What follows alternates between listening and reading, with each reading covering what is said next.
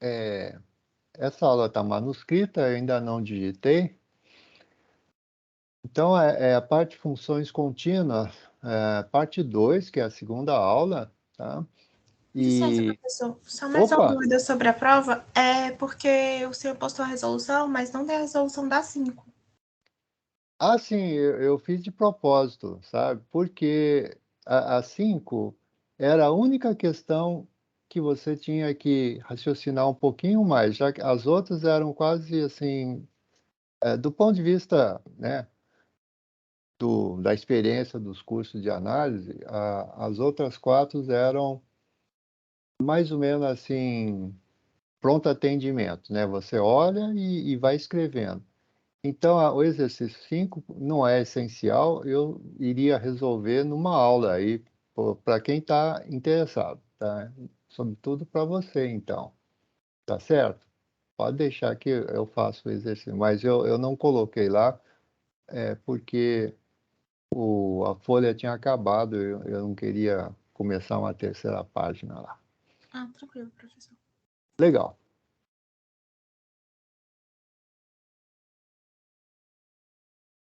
Então, olha, deixa eu fechar aqui. Na aula passada, a gente estudou funções contínuas, tá? Então, aí você define o que é continuidade num ponto, né? Então, olha, eu até revisei aqui, né? Dizendo que é uma função contínua num ponto A, tá? Esse ponto A tem que estar no domínio, né? Porque eu vou calcular um f de A depois. Então, olha, é contínua se para cada epsilon existir um delta positivo, tá? Tal que x menos a menor que delta implica que f de x menos f de a em módulo menor que epsilon. Aqui o x menos a em módulo não precisa ser maior que zero, porque o x pode ser o a, tá? E esse epsilon, aliás, esse delta que existe, geralmente o delta olha para o epsilon e olha para o ponto x que está em questão aí, tá? Então, isso aqui é a definição de continuidade.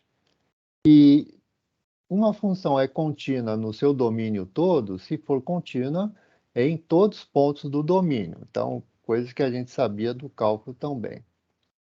Agora, uma coisa que a gente não usa no cálculo e a gente usa bastante curso de análise e, sobretudo, curso de análise funcional, EDP, teoria da medida, é a chamada continuidade sequencial. Significa, em vez de fazer a continuidade usando epsilons e delta, você faz continuidade usando sequências, tá?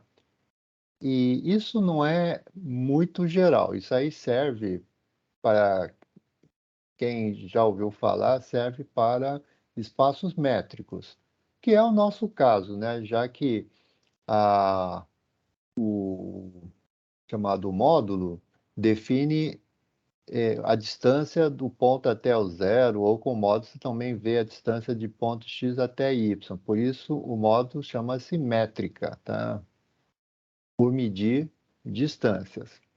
Então, olha, a função f é contínua em A, se e somente se toda sequência chegando em A implica que você aplicar a função em cima, f de xn chega em f de A, tá?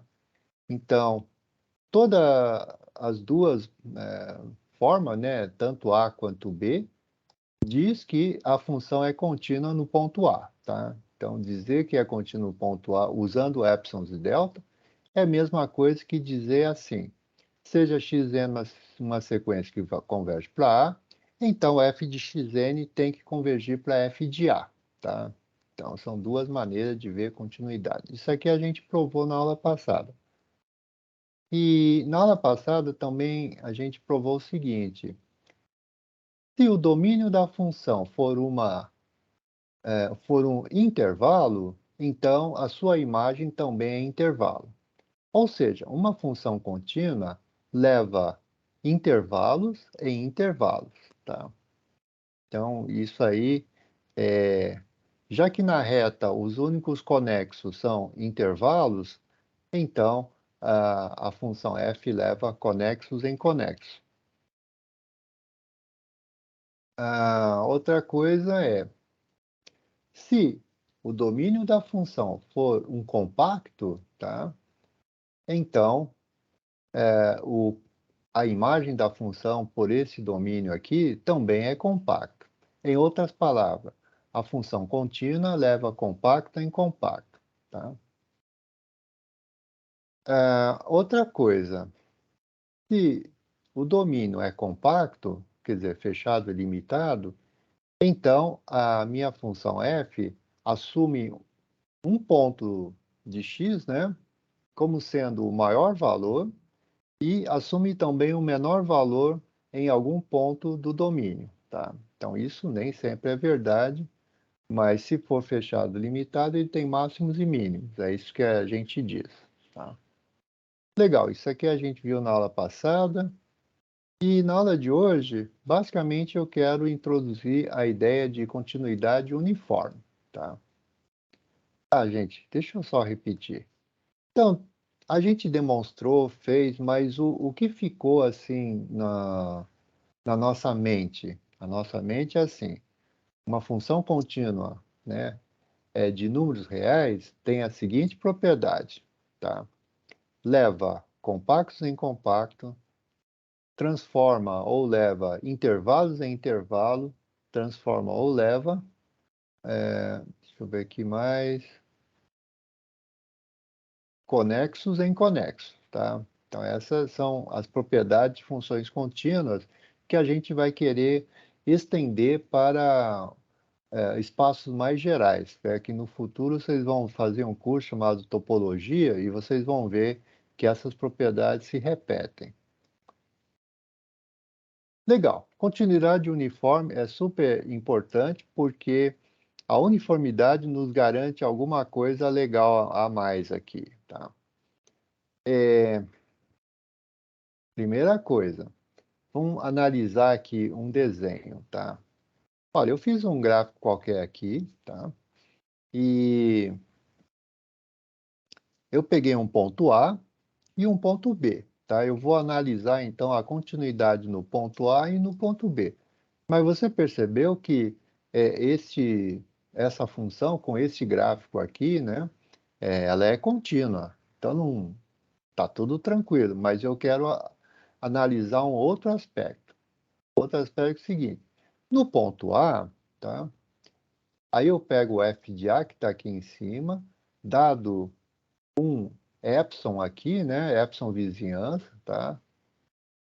Eu consigo calcular uma vizinhança delta perto de A, tal que se o x está dentro dessa vizinhança de A, vizinhança delta, os seus f de x vai estar na vizinhança epsilon de f de A. Isso caracteriza exatamente a continuidade, tá? Em termos de vizinhança.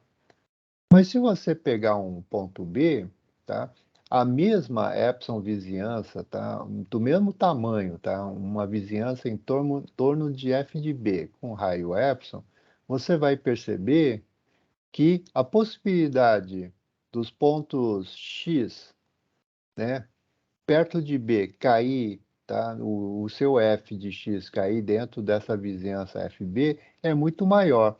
A epsilon vizinhança aqui é muito maior, o delta é grande, aqui o delta é pequeno, né? No perto de A, o x tem que estar bem perto de A para que o f de x fique perto de f de A, tá? Aí no ponto B, o x pode estar assim a uma certa distância de B, que ainda assim o seu f de x vai estar bem perto de f de B.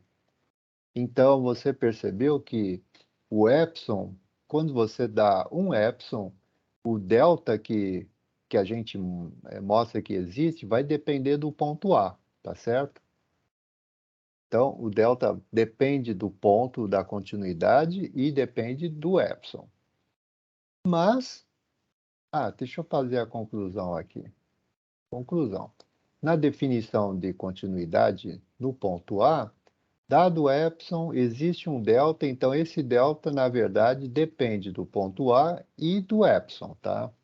Tal que módulo de x menos a menor que delta implica que o f de x menos f de a menor que epsilon. Percebeu? Esse delta vai depender do ponto A que a gente está colocando aqui e do epsilon que a gente está colocando aqui. Então, o delta depende de epsilon e de A. Mas agora vem uma classe de funções um pouquinho diferente, chamada funções contínuas uniformemente, tá? Ou que vem na teoria de continuidade uniforme. Então, diz assim, dizemos, tá, que uma função f de x em R é uniformemente contínua. Aí, uniformemente contínua já não precisa falar em que ponto, tá? Ela é uniformemente contínua em relação ao domínio todo. É uniforme em relação ao domínio todo, tá?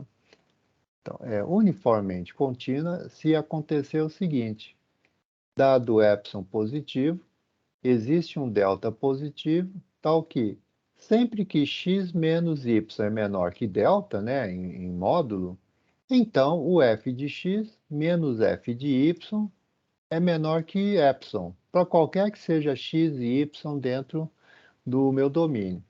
Então agora eu escrevo aquela fórmula de epsilon e delta para funções contínuas, não para um x ou um ponto y igual a fixo. Esse y pode ser qualquer ponto, tá? Sempre que x menos y, qualquer y que está no domínio, for menor que delta, então o f de x menos f de y é menor que epsilon, tá? Antigamente, esse y era aquele ponto A fixo, tá? Um ponto A do conjunto X. Agora, esse delta não depende mais do ponto A, tá? Isso aqui antigamente era o ponto A. Ele pode ser qualquer ponto A, tá? Legal, gente? Então, continuidade uniforme significa que é uma continuidade que não depende do ponto em questão. Depende apenas do epsilon, tá? E só do epsilon, tá? Então, a gente diz que a continuidade uniforme é um conceito global, tá? Ele trabalha para todos os pontos x ao mesmo tempo aqui do conjunto. Ele não é uma coisa que só vale perto de um ponto A ou perto de um, sei lá, um ponto B. Ele vale para qualquer ponto dentro do meu domínio. Então, é um conceito global ao invés de local. Será que existem bastante funções uniformemente contínuas? Sim. Todas as funções da classe Lipschitz, tá? Funções de Lipschitz são uniformemente contínuas. Só para lembrar, uma função de domínio x, né, e contra domínio R, ou seja, uma função f é Lipschitziana ou é de Lipschitz, se acontecer o seguinte: se existe um k positivo, tal que a diferença f de x menos f de y em módulo é menor ou igual que k módulo de x menos y. Então, gente, são muitas funções que satisfaz essa desigualdade, tá? São chamadas, então, funções de Lipschitz. E, bom, e nesse caso, essa função é, essa função é uniformemente contínua, tá? Então, toda função Lipschitziana é uniformemente contínua. E, de fato, né, dado o epsilon positivo, basta tomar delta como sendo epsilon dividido por esse k, tá? Delta dividido por k. Então, sempre que você tiver x menos y menor que delta, então o módulo de fx menos f de y, que você já sabe que é menor ou igual que k módulo de x menos y, mas essa parte, né, você já sabe que é menor que epsilon sobre k, tá? E aí você cancela k com k e sobra só epsilon, tá? Então, toda função Lipschitz é uniformemente contínua. Bom, gente, vocês ainda não... Nós não vimos aqui ainda as coisas de derivadas. Mas vocês sabem no cálculo que numa função diferenciável, num intervalo fechado, aliás, contínua no intervalo fechado, diferenciável no intervalo aberto dentro do fechado, então vale a fórmula de, deixa eu escrever aqui embaixo, vale ao teorema de valor médio de Lagrange, né? TVM de Lagrange. Então ele diz assim que o f de y menos um f de x, ele é igual a um f derivada de alguma coisa que está entre o x e o y, vou chamar de alfa, e aí você multiplica por x menos y, tá? Se por acaso a derivada for limitada para essa função, então colocando o módulo aqui, você vai perceber que módulo de x menos y, ou y menos x, é menor ou igual que a constante que limita a derivada, vezes módulo de xy.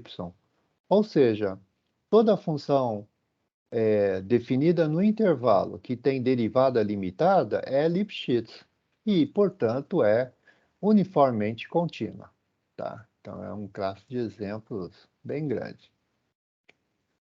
Então, agora, às vezes, você quer mostrar alguma coisa sobre continuidade uniforme e você não quer usar épsilon e delta, tá? Digamos. Aí você pode ter esse teorema 9 do livro, que é caracterização sequencial, né? Usando sequências da propriedade de ser uniformemente contínua. Então, em outras palavras, é o seguinte, deixa eu ler aqui. Uma função f de x em R é uniformemente contínua se e somente se, né, para quaisquer sequências xn, yn dentro do conjunto, tá, satisfazendo limite de xn menos yn indo para zero, então o limite de f de x, limite de f de xn menos f de yn tem que ir para zero. Então o que ele está dizendo é assim, você pega duas sequências quaisquer, tá? Tais que xn e yn vão para o mesmo lugar, tá? Xn converge para A, yn converge para A. Então, se a função é uniformemente contínua, o f de xn tem que convergir para o mesmo limite que o f de yn, tá? Então, essa é a ideia de continuidade uniforme usando sequências. A gente só precisa mostrar isso.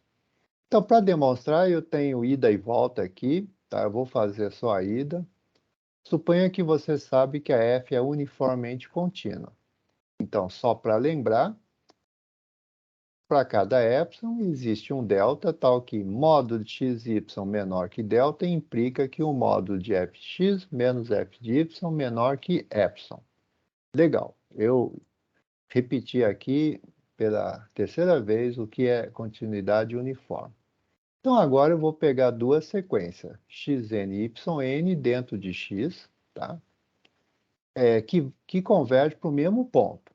Ó, se duas sequências convergem para o mesmo ponto, significa que a diferença das duas sequências converge para zero, tá?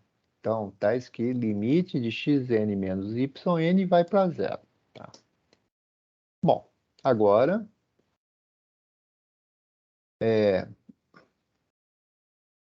dado, deixa eu falar assim, dado um delta, tá? Porque a continuidade uniforme diz que, dado epsilon, existe um delta, né? Agora, com esse delta acima, dado o delta acima, né? Existe um n0, tal que, para n maior que n0, xn menos yn é menor que delta.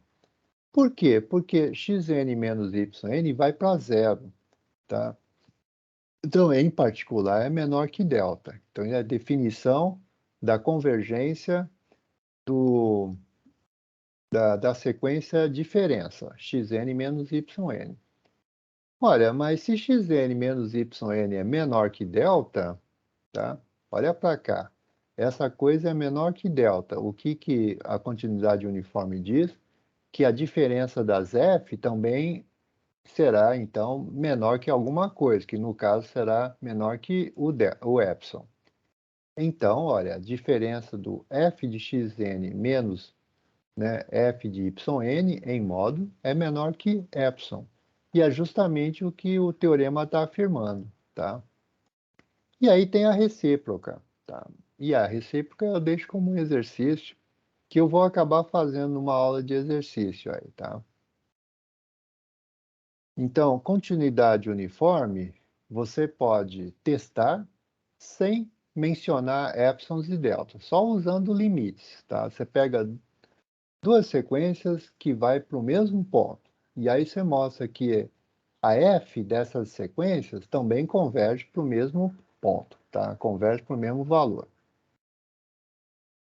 Legal, vamos ver se tem um exercício. Então, olha, esse exercício é assim, eu tenho uma função de R em R e o f de x é x quadrado, é uma parábola, tá? Uma parábola assim. Conclusão. A parábola não é uma função contínua, tá? Então, isso aqui não é uniformemente contínua. Duas maneiras de provar. Ou eu provo usando epsilons e deltas, ou eu provo usando sequência. Então, aqui eu vou provar usando sequência. Eu vou pegar duas sequências de números reais, tá? Tal que a diferença vai para zero. Então, eu peguei uma sequência bem esquisita, tá? Essa sequência é xn igual a n, tá? Sequência 1, 2, 3, 4, 5, que você sabe que não converge, tá? A sequência y também não converge, porque é n mais 1 sobre n, tá? Mas quando eu fizer a diferença, xn menos yn, essa diferença vai me dar 1 sobre n, tá? Aqui, na verdade, tem um sinal de menos, mas não importa. A diferença vai para zero, porque a diferença dessas duas sequências é 1 sobre n. E 1 sobre n vai para zero. Então, eu estou nessas condições aqui, tá? Peguei uma sequência xn, yn, e a diferença vai para zero. Legal. Agora, o que eu tenho que mostrar? Eu tenho que mostrar que a f de xn e a f de yn convergem para o mesmo ponto. Se eu provar isso, então converge uniformemente. Se eu mostrar que eles convergem para pontos diferentes, então eles não são uniformemente contínuos, tá? Então tá legal, ó. Eu vou fazer a diferença das f. Então, f de xn menos f de yn vai ser o seguinte, f de xn é xn ao quadrado, tá? F de yn é n ao quadrado mais 1 sobre n, tá? Tem um n ao quadrado aqui, mais 1 sobre n, tá? Deixa eu só... isso aqui é n ao quadrado mais 1 sobre n. Só que 1 sobre n, eu posso,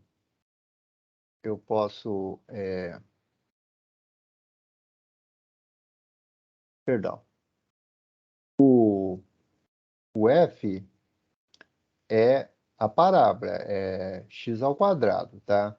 Então, se o yn é n mais 1 sobre n, o seu f faz elevar ao quadrado aqui. Então, elevar n mais 1 sobre n ao quadrado vai aparecer o quadrado do primeiro, duas vezes o primeiro vezes segundo, então, duas vezes n vezes 1 sobre n, mais o quadrado do segundo, 1 sobre n quadrado, tá? Aí eu posso cancelar n quadrado com n quadrado, tá? Cancelar n com n e vai sobrar 2 mais 1 sobre n ao quadrado. E aí, isso aqui é estritamente maior que 2. Significa que a diferença da f das duas sequências é sempre maior que 2. Tá? Ou seja, essas duas sequências, f de xn e f de yn, não vão para o mesmo lugar. Em particular, sua diferença não vai para zero. Tá?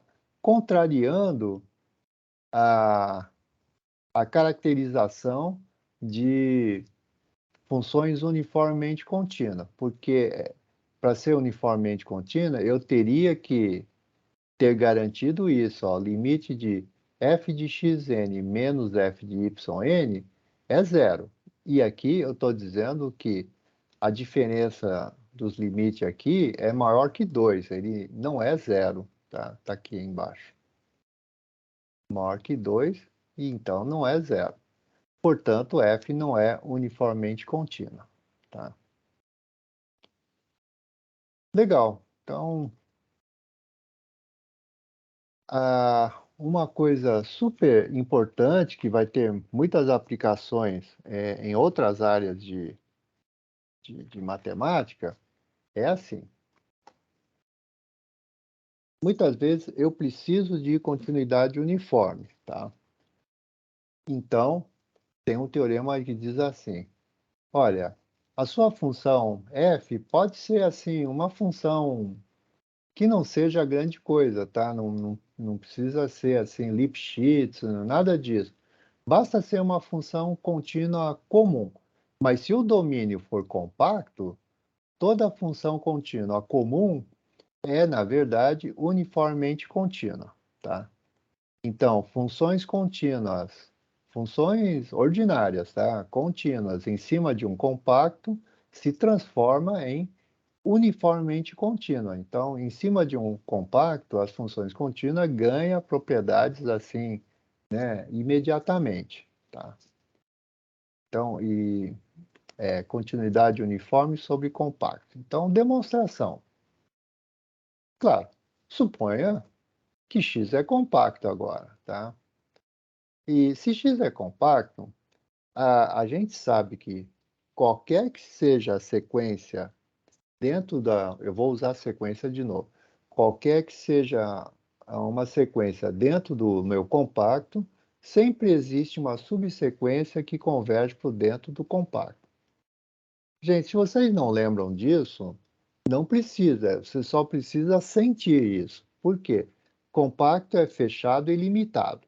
Por ser limitado, o teorema de Bolzano diz que essa sequência tem uma sub que converge, mas converge para algum lugar dentro dos números reais.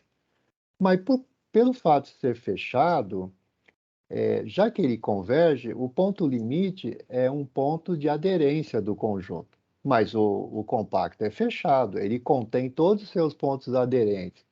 Então, esse limite A tem que estar dentro do conjunto. Então, foi o que eu escrevi aqui, tá? Lembremos que x é compacto, então, xn contido em x, existe uma subsequência xnk que converge para um ponto A dentro de x, tá?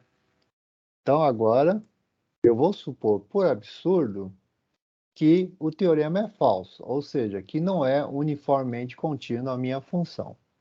Olha, se ela não é uniformemente contínua, é porque, para algum epsilon especial, e para duas sequências especiais xn e yn, satisfazendo xn menos yn vai para zero, porém, a diferença f de xn menos f de yn é maior que epsilon, tá? Ou seja, o f de xn menos f de yn não está indo para zero. Por que está acontecendo isso? Porque eu estou supondo, por contradição, que a função não é uniformemente contínua. Então, acontece isso, tá? Porém, o meu conjunto X é compacto, tá?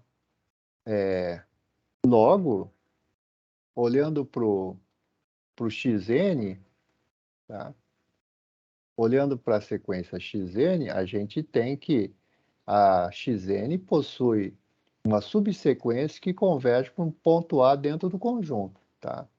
E aí, se Se essa sequência é xn, eu pego a sequência yn, eu enxergo a sequência YNK, essa sub, como sendo YNK menos XNK mais XNK. Eu subtraí e somei. Essa diferença está indo para zero, porque eu escolhi dessa forma, o XN e YN, tá? E aqui está indo para A, tá?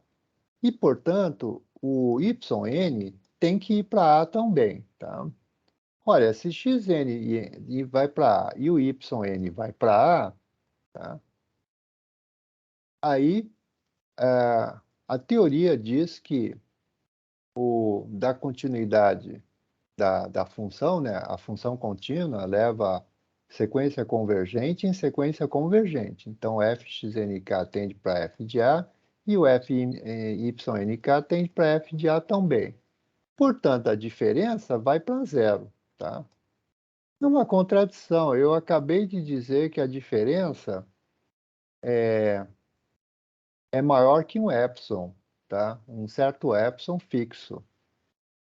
E aqui eu estou dizendo que a diferença está indo para zero, tá?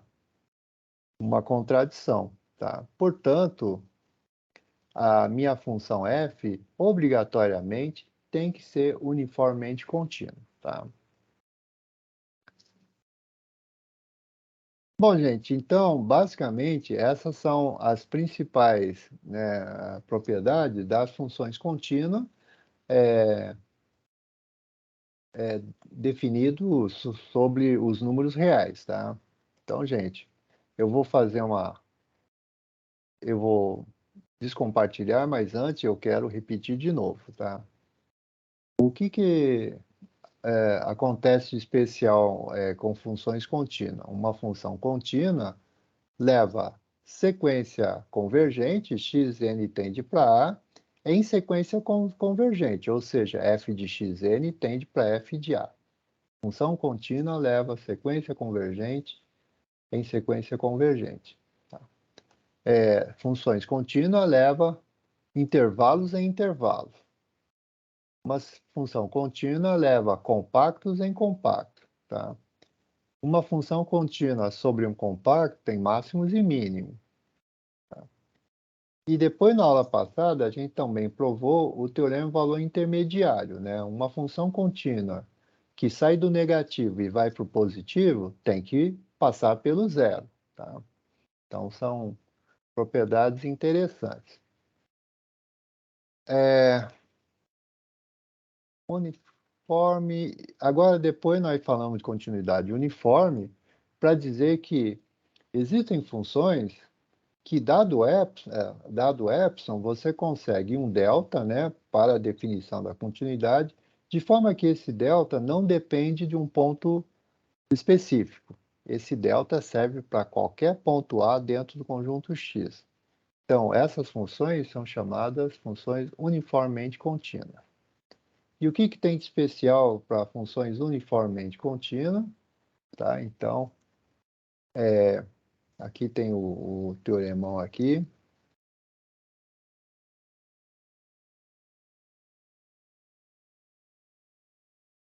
O grande lance é, então, uma função uma função comum em cima de um compacto, essa função comum passa a ser uniformemente contínua. Tá? Gente, vou fazer antes de eu parar aqui, eu vou fazer uma pergunta aqui básica, tá? Eu não sei se eu já falei isso para vocês, provavelmente não. Então, eu vou colocar assim, 7 horas da manhã, só para simplificar a notação, vou usar 7 AM, tá? E 7 da noite é 7 PM, tá? Então, olha, eu vou contar uma história, tá? É claro, essa história é sobre funções contínuas, mas é assim, geralmente o pessoal fala, olha, um certo andarilho, uma pessoa vai fazer, falar assim, uma pessoa, não sei se é um rapaz, uma moça, uma pessoa vai fazer uma trilha subindo uma serra, tá? Então ele sai da pousada, tá? Às 7 da manhã e começa a caminhar e chega no topo, tá? Então, eu vou colocar aqui, pousada, tá?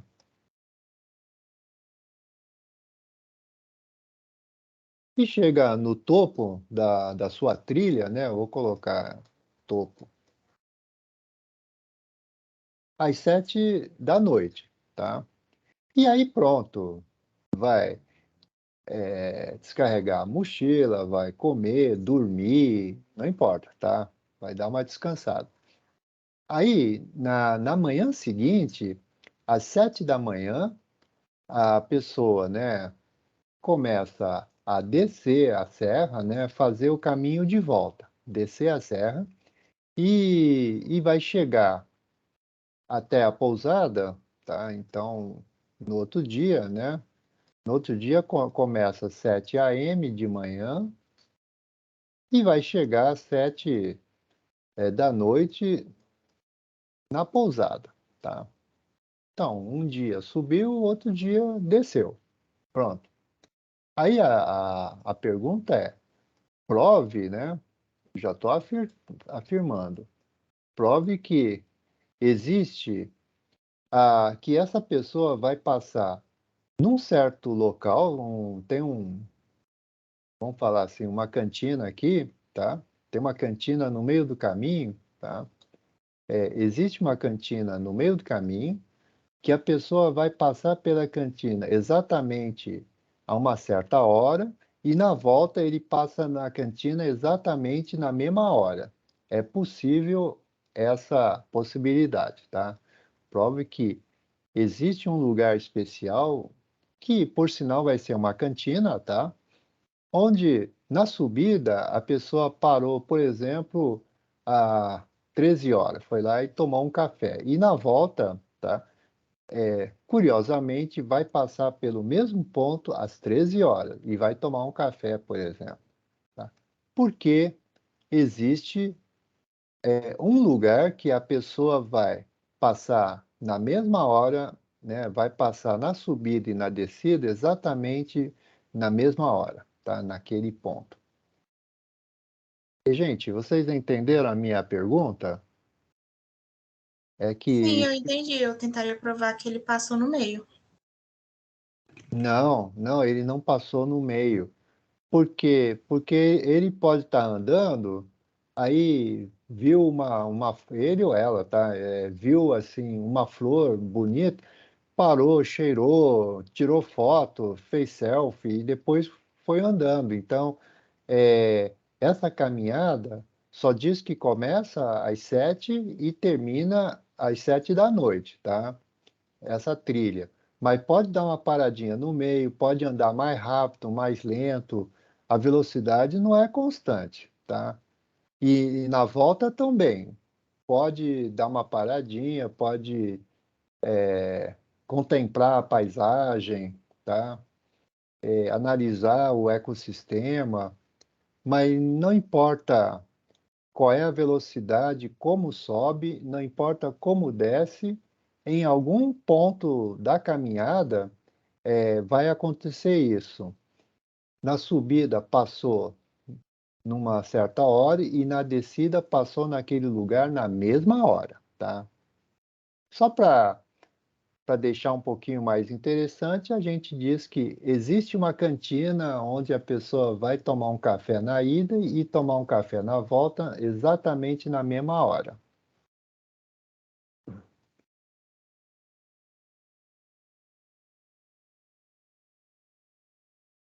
Bom, eu vou fazer um desenho e aí você vai perceber, tá? Ó, então tá aqui, ó. Isso aqui deixa eu colocar assim. Ele vai começar às 7, 8, 9 até 7 p.m., 7 da noite, tá? E aí ele começa a subir, ele ou ela começa a subir até o topo aqui, tá? Então aqui é o topo e aqui embaixo é a pousada, é a P, né, de pousada. Então, olha, ele começa a subir, aí dá uma parada aqui de 10 minutos, né? A altura não mexe, mas o tempo corre, aí começa a subir, tá? E sobe, sobe até chegar aqui no topo. Isso aqui foi a ida, tá? Aí no dia seguinte, a pessoa vai descer. Então ele está aqui no topo, no dia seguinte, às 7 da manhã, começa a descer. Aí dá uma paradinha aqui, porque viu uma paisagem legal, começa, desce mais um pouquinho, desce, desce, até chegar lá. Percebeu que cruzou aqui, tá? Então a diferença da função f que está subindo e a função g que está descendo, tá? A diferença de fg, tá? Aqui, olha,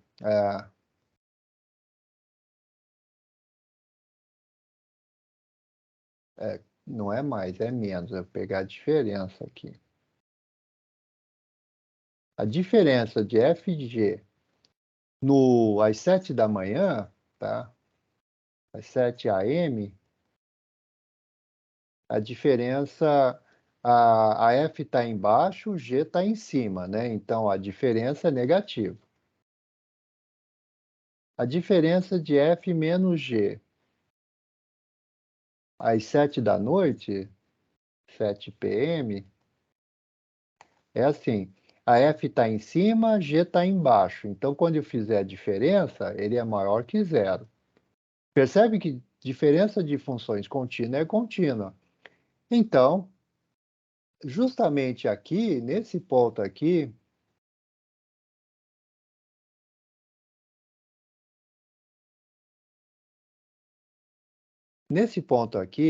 a f menos g vale zero. E esse ponto existe. Pelo teorema do valor intermediário, se você começou no negativo e vai chegar no positivo, em algum momento você passou pelo zero. Então, teorema valor intermediário, tá? Implica que existe um tempo t, tal que f de t menos g de t igual a zero, tá?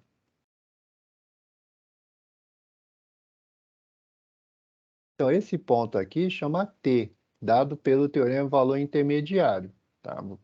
É claro, eu resolvi o problema com um desenho, mas se você tivesse que demonstrar, você diria, olha, f menos g no início era negativo, f menos g no final é positivo. Então, o teorema valor intermediário para funções contínuas diz que existe um t tal que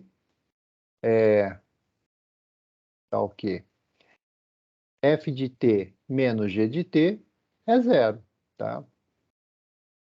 Olha, é zero significa que ele está na mesma altura. Então, aqui é a cantina C.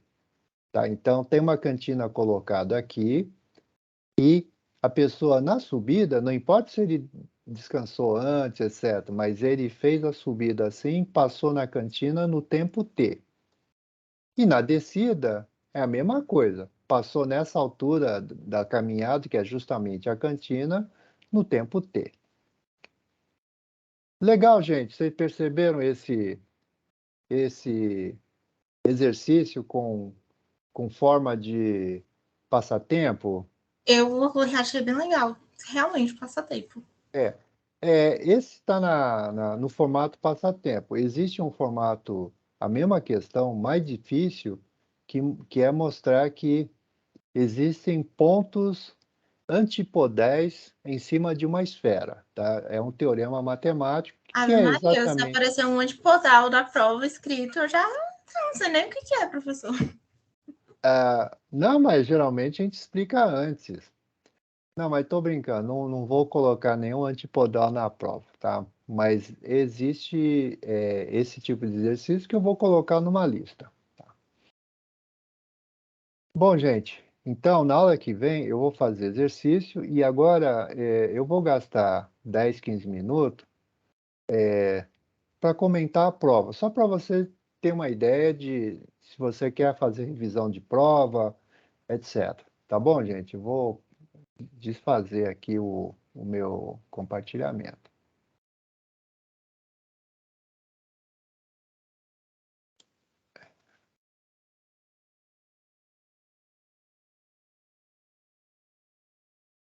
Cadê a...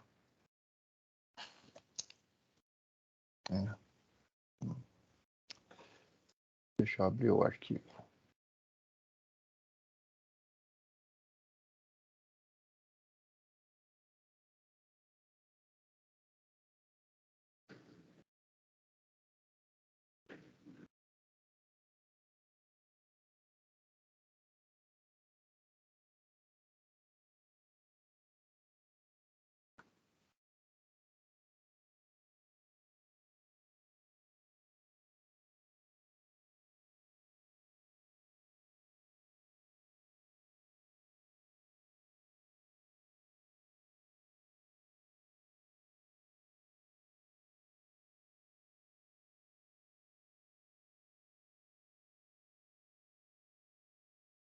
Achei.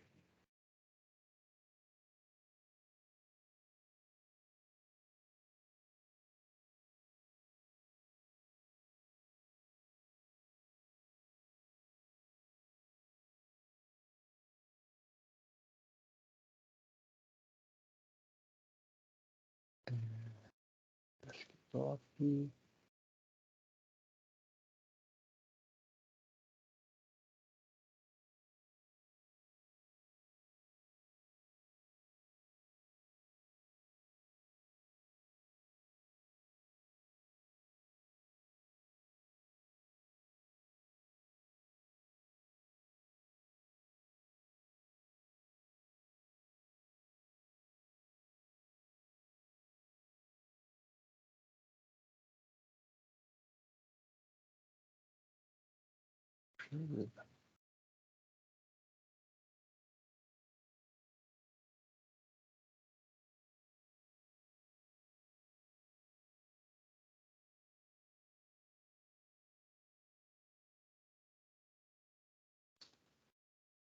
Pronto, achei.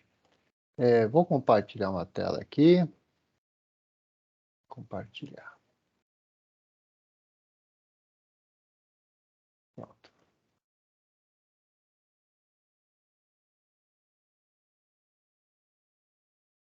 Aumentar um pouquinho o tamanho aqui.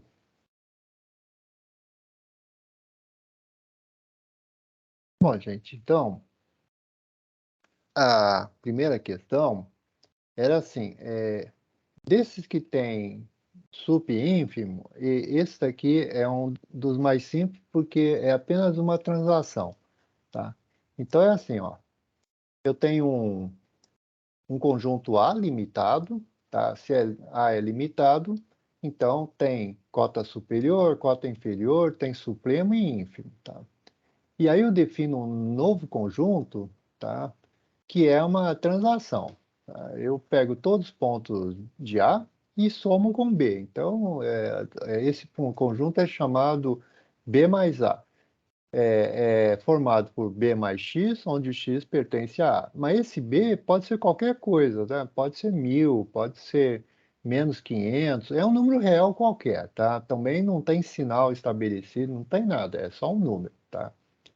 Então, você tem que provar que, primeiro, que esse conjunto novo B mais A, tá, tem supremo, e, além disso, o supremo de B mais A é B mais o supremo do A do conjunto original, tá?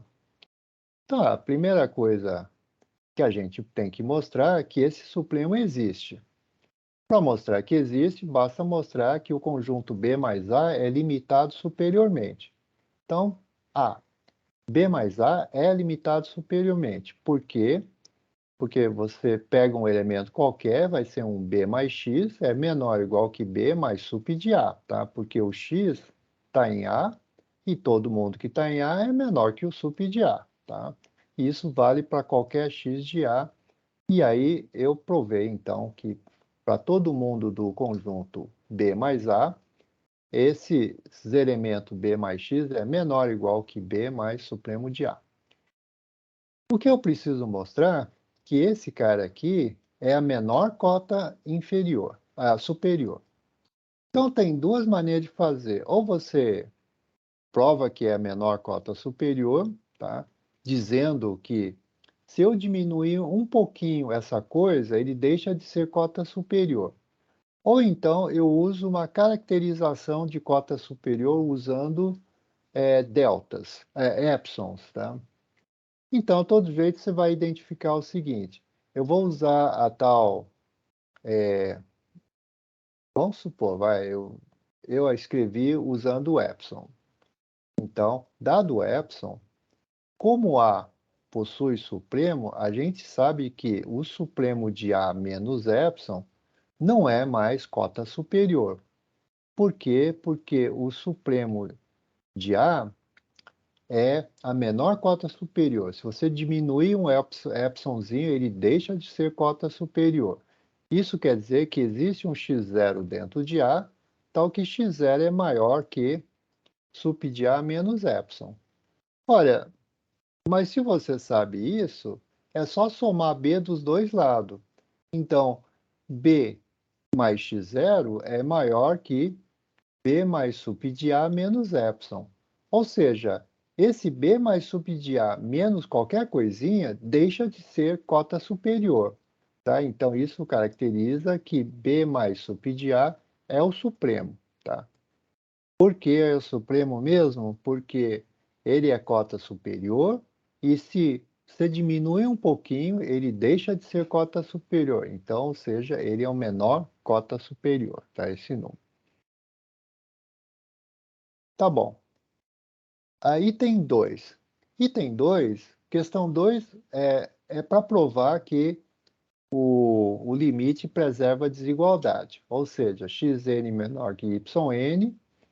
Aí, quando você passar o limite, vai dar A e B, né? Então, a conclusão é que A é menor ou igual que B. Tá? O grande lance é esse, essa propriedade pode ser provado usando um canhão, tá? Ou você prova usando definição básica, tá? O que eu sempre chamei na atenção que você precisa conhecer essas coisas usando o básico. Então, eu pedi para você usar epsons e delta, ou seja, a definição de, de convergência. Então, olha, vamos fazer por contradição. Suponha por contradição que A é maior que B, ao invés de A menor ou igual que B, tá? E aí até fiz um desenho aqui, ó. A é maior que B, tá? O A está acima de B, né? E aqui tem um ponto no meio aqui, tá? Aí eu vou pegar um epsilon, que é justamente a diferença, né, de B menos A dividido por 2, que é justamente esse metade aqui, tá? Legal, então olha, eu tomo esse epsilon, tá? Então, usando a definição de continuidade, aliás, de limite, existe N1, N2, tal que, se N maior que N1, Xn menos A em modo é menor que epsilon. Mas dizer que o modo é menor que epsilon é dizer que o Xn está ensanduichado entre A mais epsilon e A menos epsilon. Aqui eu aproveitei o A menos epsilon, tá? Então, Xn é maior que A menos epsilon. Agora, por outro lado, para n maior que esse n2, né, por causa que a sequência y converge, tá? Então, modo de yn menos b menor que epsilon significa que o yn está ensanduichado entre b menos epsilon e b mais epsilon. Eu vou aproveitar a parte b mais epsilon aqui embaixo, tá? E aí, finalmente, eu concluí que xn, começar com yn, concluir que o yn, que é menor que b mais epsilon, mas b mais epsilon é justamente esse ponto do meio, né? Do jeito que eu tomei aqui, que é o a mais b sobre 2, que é igual a A menos epsilon, tá? E aí eu sei que A menos epsilon é menor que xn, menor que xn. Então, isso aqui vale para n maior que n1 e n2, porque eu tenho que usar as duas propriedades ao mesmo tempo aqui em cima. Então, eu acabei mostrando que para n grande, yn é estritamente menor que xn, contradição. Algumas pessoas chegaram a usar que x menos y era menor que epsilon, perdão, algumas pessoas usaram isso. X é menor que y, eu acho que era AB, perdão, deixa eu só fazer de novo. Algumas pessoas fizeram os argumentos, né, e falaram, olha, então A é menor que B mais 2 epsilon, ou 1 epsilon, não importa. Como epsilon é arbitrário, A é menor que B. Gente, mas essa desigualdade é o exercício 3 que eu quero que você prove, tá? Não, você não pode usar uma coisa que, que você vai que vai ser provado usando o seu teorema. O seu teorema não terminou, ainda não está justificado. Como você pode pegar uma coisa que depende do teorema para provar o próprio teorema, tá? Então isso aqui não pode ser usado nesse contexto. E, na verdade, isso aqui é um teorema tipo canhão, tá? E a gente está provando uma coisa pequena, a gente não precisa, né, de um canhão, a gente precisa apenas, tá, de coisas pequenas. Então, você viu que o meu argumento, só usei a definição de convergência, não usei nenhuma coisa esquisita, não usei teorema 5, não usei coisas que não fosse definição de sequência. Então, olha, de uma demonstração simples, a gente provou que limite preserva a desigualdade, tá certo? Bom, essa demonstração, de uma forma ou de outra, eu fiz nas aulas de exercício, tá? Não importa.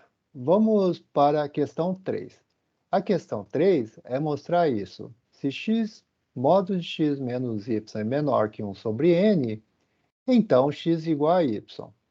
Mas, gente, isso aqui, tipo cálculo 1, você já sabia, tá? Mas aqui eu estou pedindo para você demonstrar isso. E eu não estou pedindo para você pensar demais, não. Eu estou dando todas as dicas. Ó. Demonstre isso usando o exercício de cima. Então, eu olhei para isso, deixa eu... Aqui está muito rabiscado.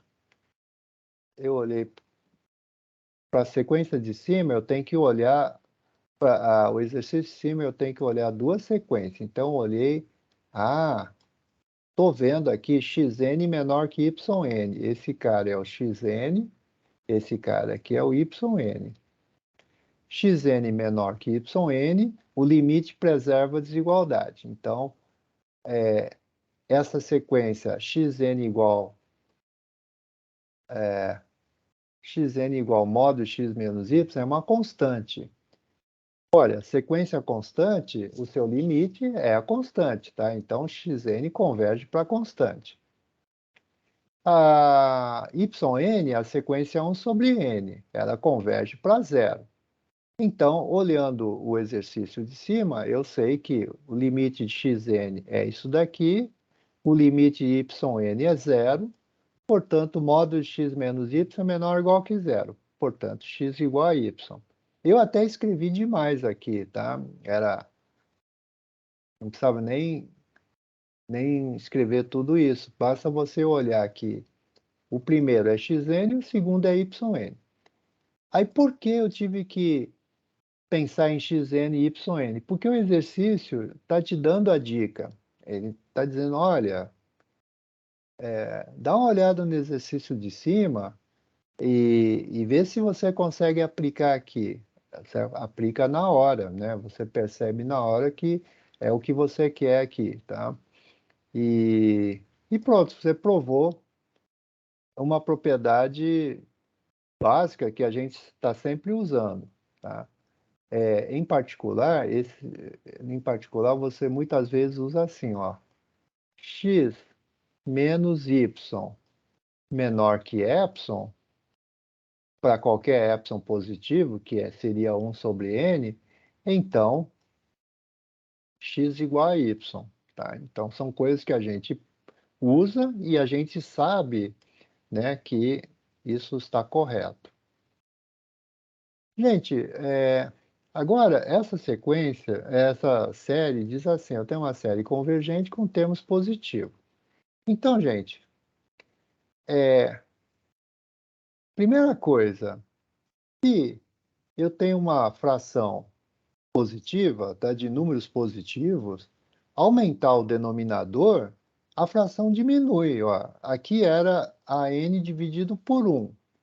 Aqui aumentei um pouquinho o denominador, então essa fração diminuiu. Olha, vocês sabem que tem gente que escreveu meia página para concluir alguma coisa que aparece um 2 aqui ainda. E a gente sabe desde o ensino médio que aumentou o denominador, a fração diminui, gente. E isso não é porque você entrou na universidade, você não vai usar mais isso. Isso continua a verdade, tá? Então, olha, AN sobre 1 mais AN é menor que AN. Se a sequência AN converge, pelo teste da comparação, sequência AN sobre 1 mais AN converge. Então, eu realmente senti muito que muita gente não ganhou um ponto por causa de que fez errado a questão A. Tá, tá legal. O do quadrado, quase todo mundo acertou. Aí eu fiquei feliz, tá? Então, essa série converge porque, como a n converge, o termo geral vai para zero. E o termo geral vai para zero, depois de um certo tempo, o termo geral é menor que 1, tá? E você sabe que se um número é menor que 1, o seu quadrado é menor que o número original. Então, a n é menor que... a n ao quadrado é menor que a n. Mas isso só vale para n grande. Então, quem fez com mais precisão, menos precisão, eu não liguei. Eu dei nota 1, um ponto de todo jeito aí. Então, pelo teste da comparação, essa sequência aqui converge, mas para n0, para n maior que n0. Então, vai de n0 mais 1 até infinito. Mas a série tem um pedacinho que começa de 1 até n0. Então, aqui não tem problema, que é finito, tá? E aqui a série é infinita, mas a soma é finito. Então, a soma mais esse número aqui. Portanto, ele converge e, enfim.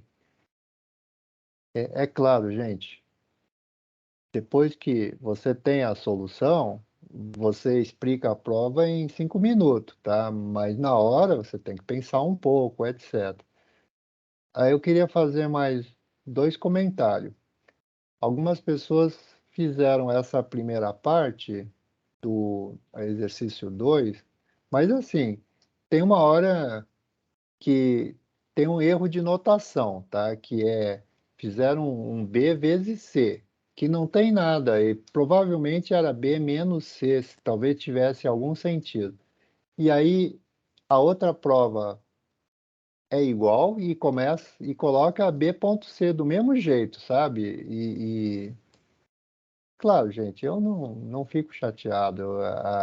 Eu também fui estudante, a gente tenta fazer o melhor que a gente pode, tá? Então, essa ideia de usar A menos B aqui, A menor que B mais epsilon, também muita gente usou. Isso aqui é uma ideia tão assim diferente, tá? E assim, você prova isso usando o exercício 2. Mas aí, para fazer o exercício 2, você acaba usando isso, sabe? Aí você tem uma questão que a gente fala na gíria, né? Assim, questão do princípio, que na prática seria quem vem primeiro, o ovo ou a galinha, tá? Então você precisa provar a, a permanência da desigualdade, ou seja, preservação da desigualdade, sem usar nenhum teorema sofisticado, usar só definição de convergência. Uma vez que você conseguiu provar, aí você prova essas coisas, assim, tirando de letra, tá? Tá bom, gente, olha, então, o que que eu vou fazer para motivar vocês aí? Aqueles testes, então, tem gente que tirou 5, outros tiraram 3, outros tiraram 9. Aí eu vou dar 10 para todo mundo, tá? E vou fazer umas listas a mais. Lista não adianta, eu vou fazer uns exercícios a mais e dar mais chance de você tirar dúvida comigo, tá? Então, na aula que vem, eu vou falar um pouquinho sobre exercício de abertos e fechados e dependendo como for, faça um pouquinho de exercício de funções contínuas também. Gente, então são 9h20, eu vou deixar vocês ler um pouquinho a teoria, tá? E, e a gente continua a aula que vem com exercício, tá? E aí, na segunda-feira, a gente já vai falar de derivadas. Outra coisa que eu decidi eu vou ser um pouquinho mais sucinto na teoria, porque é o seguinte, livro de análise, dependendo de um autor, ele tem 100 páginas, outro autor escreve 300 páginas. Então, e cada professor calibra o curso do seu jeito. Então, eu vou calibrar um pouquinho mais essencial, tá? A gente fixa nas ideias principais e as ideias secundárias, você vai, né, claro, assim, as ideias secundárias aparecem naturalmente porque você já viu as ideias principais, ou então você estuda quando for necessário, tá? A gente nunca consegue estudar tudo de análise 1, porque não existe limite, né? Toda hora você inventa um exercício novo, tá? Gente, me dá um reply. Fica bem assim? Fica ótimo, professor. Tá legal, gente. Então eu vou colocar essa aula daqui a pouquinho no Moodle. Se vocês quiserem já ir estudando, ler o livro, tomar café, fica à vontade. Aí na aula que vem a gente faz exercício, tá? E eu Professor, não tem jeito, eu vou dar um pouquinho mais de atenção para vocês.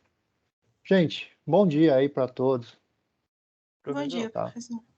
Tchau, tchau professor, aí. professor. Opa, fala.